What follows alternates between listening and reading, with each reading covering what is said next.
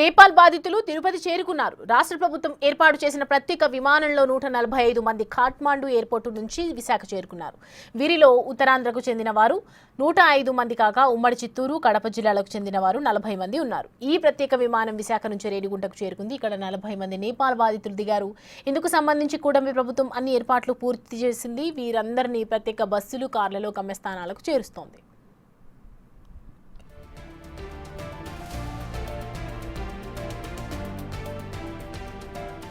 మరింత సమాచారం మా ప్రతినిధి దామోదర్ అందిస్తారు.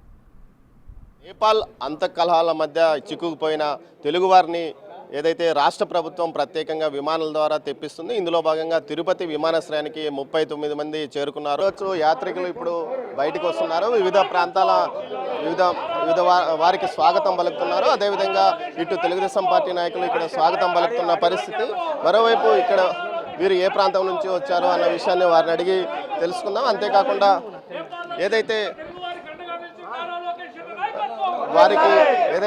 ఇటు తెలుగుదేశం పార్టీ నాయకులు స్వాగతం పలకడమే కాకుండా శ్రీవారి ప్రసాదాలతో పాటు ఇటు కాళహస్తికి సంబంధించిన స్వామివారి ప్రసాదాలను కూడా వారికి అందజేస్తున్నారు.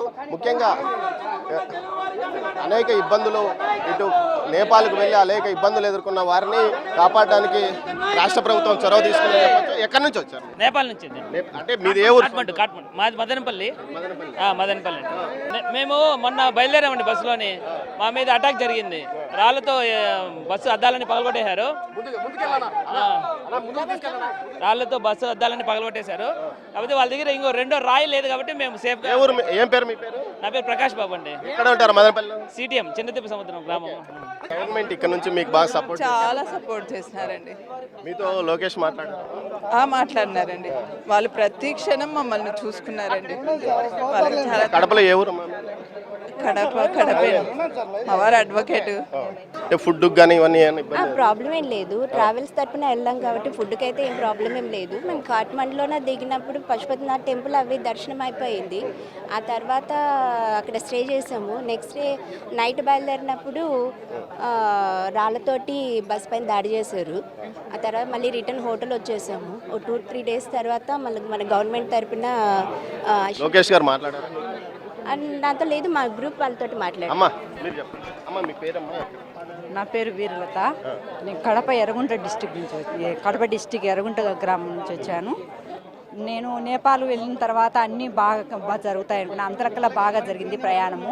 నేపాల్ వెళ్ళిన తర్వాత ఒక ఇన్సిడెంట్ వలన చాలా భయభ్రాంతుల్లోనైనాము. దానివలన లోకేష్ బాబు గారు ఫోన్ చేసి మాతో మాట్లాడి ధైర్యం చెప్పి మీరు ఏం భయపడవద్దు, రూముల్లోంచి గడ్డకు రావద్దు అని చెప్పినారు. దానివల్ల మేము ఎన్ని రోజులు పడుతుందో అక్కడే నేపాల్లో ఎన్ని రోజులు ఉండాల్సి వస్తుందో అని చాలా భయభ్రాంతులకు లోనైనాము. ఇది ఎప్పుడు ఆగిపోతుంది అని. కానీ తొందరగా నిర్ణయం తీసుకొని మమ్మల్ని అందరినీ సేఫ్టీగా తీసుకొని వచ్చినందుకు ధన్యవాదాలు. ఏదైతే ప్రభుత్వం చేసిన కృషిని వారంతా ఆనందాన్ని వ్యక్తం చేస్తున్నారు. ముఖ్యంగా తాము అనేక ఇబ్బందులు ఎదుర్కొనవలసి వచ్చేది. ప్రభుత్వం ముందుగా చొరవ తీసుకొని తమను అక్కడి నుంచి ఏదైతే నేపాల్ నుంచి సురక్షితంగా